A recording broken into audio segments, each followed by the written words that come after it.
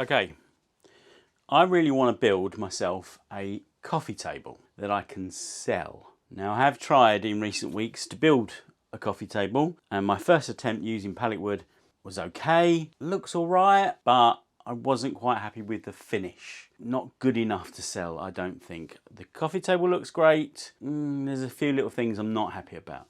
I had a brainwave. I've been holding on to 3 packs of hardwood flooring or real wood flooring. Let me show you. These. So they're engineered, if that's the right word. Very chunky. 18mm thick. And the best thing about these is they're already finished. I just have to glue them down onto a base and done, almost. I have a sub base. There we go. This is 12mm ply, 1220mm by 606mm. I have some hairpin legs already. I think they cost me $11.99 on eBay. So I've got a set of 4 of those. The biggest problem with this, when you see the edges, you're going to see that profile. The top is lovely and finished, but the sides are not. Okay, so I've already started just trying to lay the boards out, just get a rough idea of location, and I don't want to get too close, or I don't want to have a small bit right at the end, so I've got almost a full width right in this corner. And then I want to lay out the boards, so I've got this sort of overlapping floor pattern. I thought I have some longer boards that go straight across, but nah, I thought that's not interesting. Let's have the joins, make it look like a floor, but we're going diagonally, as you can see. Now, if this works and I can sell this for a reasonable profit, I can make a lot more. So fingers crossed it all works out and I can make a lot of coffee tables. Okay, so I'm going to start fixing this down, gluing it down.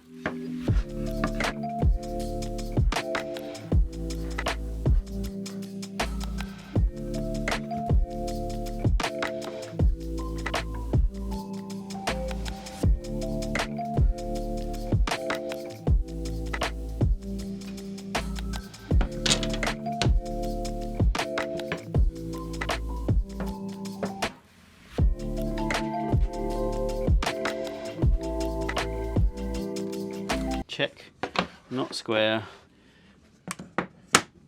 Check 45, as opposed to check square.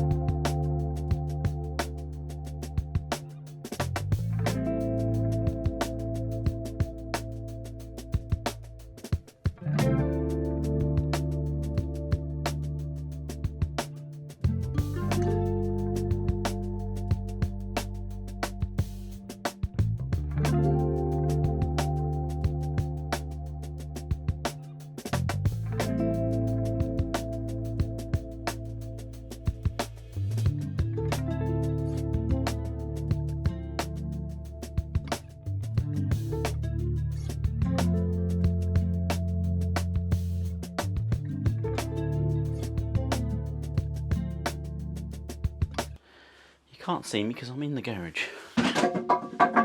Ouch! This is a bit of a monster. It's bleeding heavy. Monster!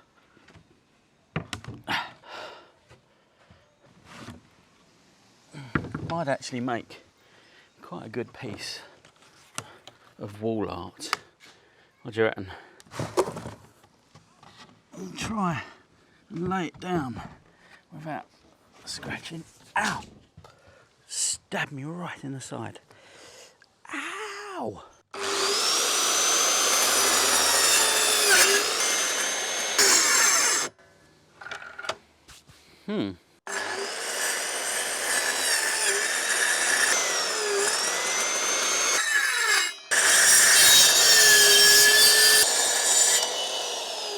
I got the track right on the edge of the ply, but for some reason the track saw's cut into the ply as well. That's why I was struggling, was trying to cut all of that.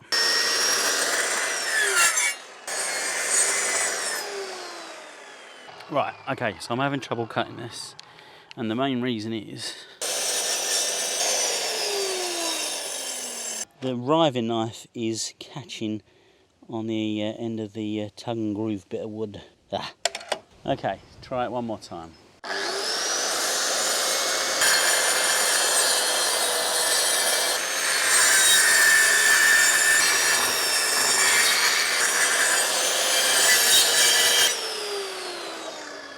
I was under the impression that track saws are meant to be easier.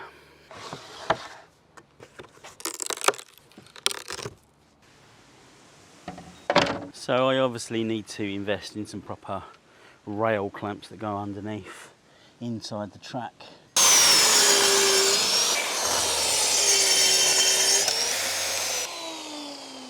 Okay, so a few days have passed. I got the coffee table all cut, made a mess of it, let's just say that. Look at the state of some of that. Yeah, not good. And I'm really apprehensive about trying to put a 45-degree cut on the side of this now. Anyway, it's got to be done. I have waited a few days and I've ordered some of these F clamps, and they're the ones that go inside the track saw and clamp to the underneath, so I can clamp it all down. One of the biggest problem of the last cut is the whole thing kept moving, and I've probably cut that out of the video because it's just a nightmare, a mess. And as I was trying to push it through, the whole thing shifted and moved, and oh, it was a nightmare. No more. We're going to clamp it all down, and hopefully that will never happen again. Now if I cut the coffee table, if I set it up so it's going diagonally across this old door, I can clamp the track saw down to the coffee table and the whole thing down onto the door. Yay, so the whole thing won't move. Good thinking, as long as that's on the edge. Right, just got to do this side as well. Let me know if you think this is a good idea or an absolute terrible idea. Alright, let's go for it. Now, what I'm more worried about now is the actual saw tipping. I'm only going to go halfway down. We're only going to go down 15 centimetres. I think it's about 29-30 centimetres total depth on the diagonal as well. Now, how am I going to stop this? You just got to hold it, haven't you? You just got to hold it. I do wish it had some sort of anti-tip device. That actually really sounds like a great idea right about now. Oh, well, okay, well let's give it a go. What can possibly go wrong?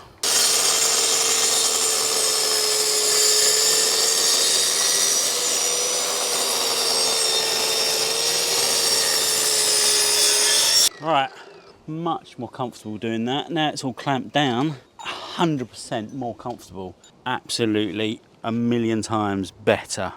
With the Parkside, you got the A and the B. The A is if you're just using it as a plunge saw. The B is if you're using it with the track. So you have to set it to the B setting. So let's do 31. Hopefully that's going to go all the way through. Let's do 32. And yet again, I'm having trouble with that riving knife. I swear this blade is actually bent. Now, is it bent or is it meant to be like that on purpose? Because obviously if you're going through the wood, the riving knife is then pushing the cut apart a little bit, isn't it? If it's bent, it's flexing the cut out a little bit so it doesn't come back and pinch the blade. So is it meant to be like that, or is it actually my one's defective? There you go, I've just pushed it in the slot.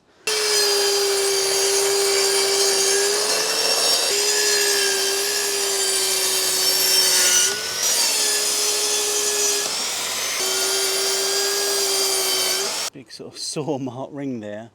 Again, it's that riving knife getting caught. I'm having to stop, tuck it in, and then carry on. And that's given me that loop there, that circle. I'm happy with that actually, I'm alright with that. Oh well, bit of sanding to do now.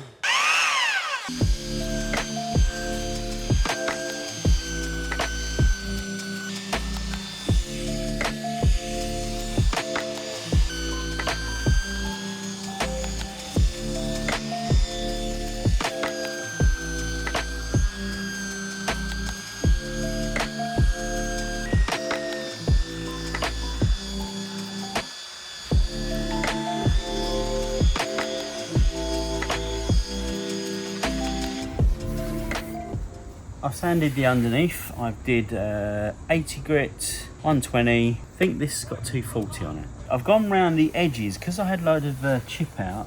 I've gone round some of the edges and actually added a little bit more distress to it. And these edges have come up quite sharp again. So I'm going to go around the edges and just trying to flatten them off a little bit, just because they are very, very sharp.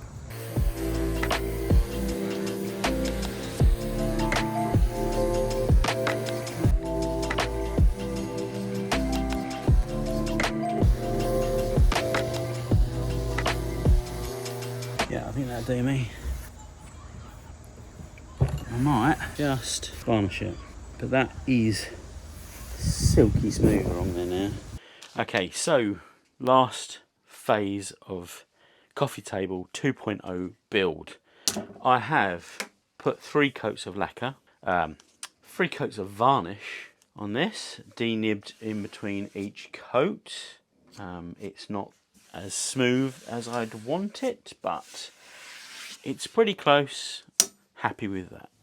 Okay, so I just use a bit of scrap wood here to figure out the spacing of the hairpin legs.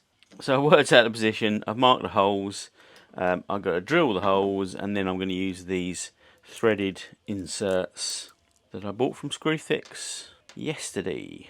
These are 13mm, they're M6, so I think that's about an 8mm drill bit. Yeah, I think that's what I used last time, and the tape's still there from the depth.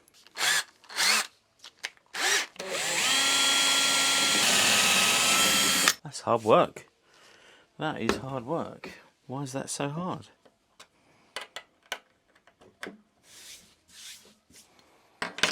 I'm checking all the time because I've had a nightmare with some of these where it's not lined up properly.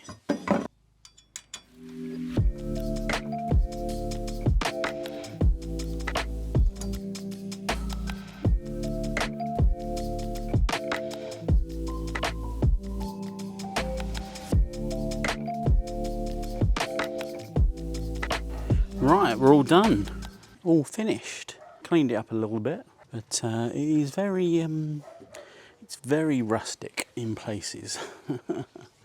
In places, very, very rustic. If you look at that line there, it sort of goes in a little bit there. There you go, you can see the curve there. So yeah, it's got rustic charm. A lot of rustic charm. So I'm just going to try and sell it now. Don't know what that is. Where's that come from? Anyway, I'm going to put it up on, or I have already listed it on Facebook Marketplace and eBay for £149. I don't know. We'll try. We'll see what we can get. But anyway, it's done now. Right. Coffee table 3.0. Coming soon. Thanks for watching to the end, guys. I do appreciate it, and I will see you next time.